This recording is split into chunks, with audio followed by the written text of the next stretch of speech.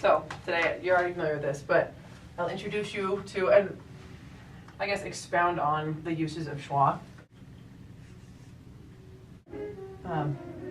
So this is the shape of the vowel chart. Brother Kempton affectionately refers to this as the Jawa transport. Kind of like from Star Wars, it looks like a huge ship. So anyway, and it has to be this shape because this is the kind of, what's the word I'm thinking about? I guess it kind of diagrams the mouth. And this is the back of the mouth. So this is like soft palate, hard palate, teeth. So, matter of fact, it's going to be a little bit back here. Schwa is a central vowel. So it's right here in the middle. Yeah. And we've got different things like which is schwa, and then like a really heavy So we've got E, which is a really spread E. And then farther down we've got I. And if you have any questions, by the way, interrupt me. Okay. Let me know.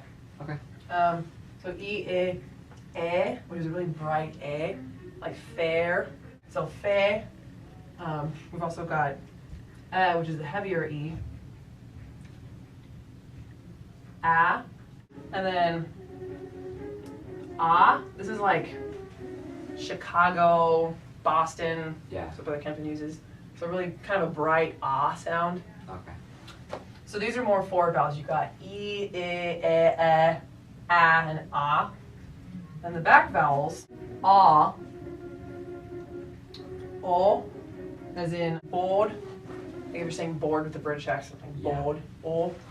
O, which is closed O for like boat.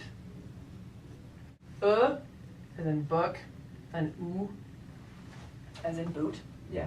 And then again, like I said, the central vowels, we got saying earth as a British accent.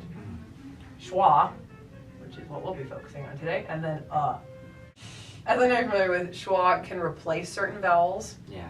Depending on where it's put, and also depending on the kind of song. Specifically in solo singing, there are two different types of pieces. There are arias, which are longer and slower, and recitative, which is more like speak singing, if you will. So arias, the slower songs, those use more of the true vowels because the point of solo singing is to get your voice above the orchestra, use that, use the formant, the singer's formant, which you learned about in 151, so you can really echo throughout the entire hall and get the best sound out. So when you're in an aria setting and all the vowels are kind of held out, you don't want to use the schwa because it's kind of a dull sound. Yeah. So in words like, the, usually in a recitative, you would generally use a schwa because it's just, there's nothing really important about the word the, along the way. Whereas in an aria, especially if the word the is up high, then you want to use more of an open vowel so you get the most space possible. Yeah. Whereas obviously recitatives, you don't want, it's a little exhausting. It sounds funny if you use the clear vowels, the. In recitative, when it's spoken a little bit faster, use a schwa more for unstressed vowels to bring out the meaning better.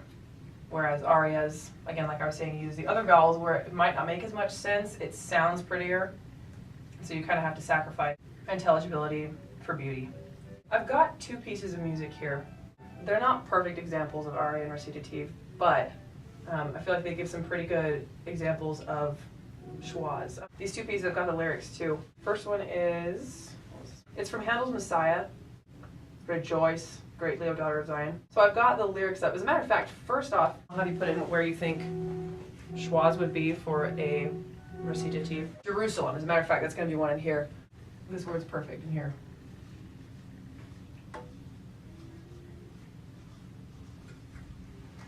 So, Jerusalem, this would be the stressed vowel. Yeah. We've got Jerusalem. So, where would the potential schwas be? Well, maybe one on Je would there. Okay. Jerusalem.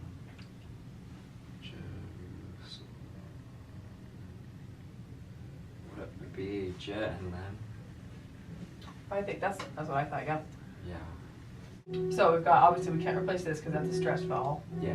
This is at the end, this is at the beginning. So, So this would be more like a, between an aria and a recitative, what would this pronunciation, if this was, you know, to IPA it slightly, but what would this pronunciation of the word be? Would that be more an aria style or a recitative style? That'd be a recitative style, Mm-hmm. wouldn't it? Yeah. Exactly.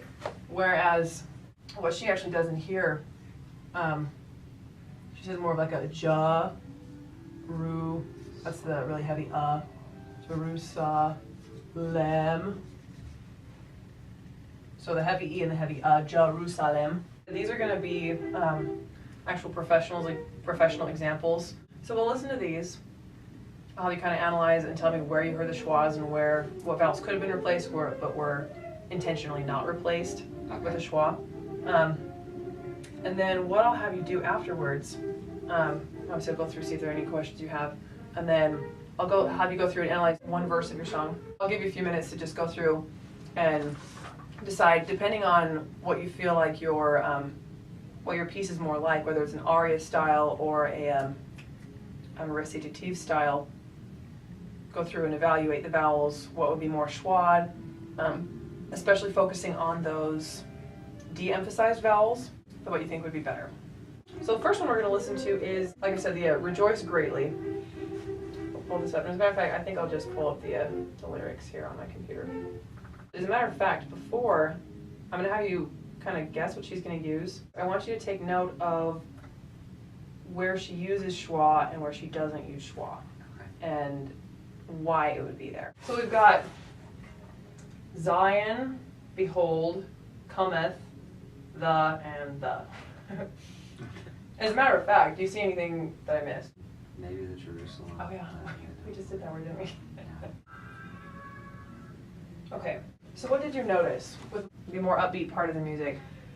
The more upbeat part of the music, it seemed like she used more schwa on it, Mm-hmm. to me, because it was a little bit quicker, and so kind of going through it, not necessarily because she's going to it a little bit faster, but like on Thy King cometh unto thee, Mm-hmm. I could hear that it was Thy King cometh unto thee instead of cometh unto thee. Right. So that's mostly what I noticed, that when it's a little bit faster, she uses more schwa.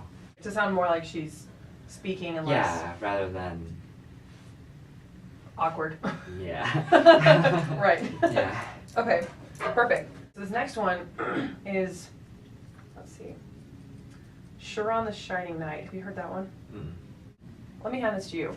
Where do you think potential swaj would be in this piece? Looking on shining, the ness on kindness. That's the ones that I can see. Okay. We'll listen to this first verse here.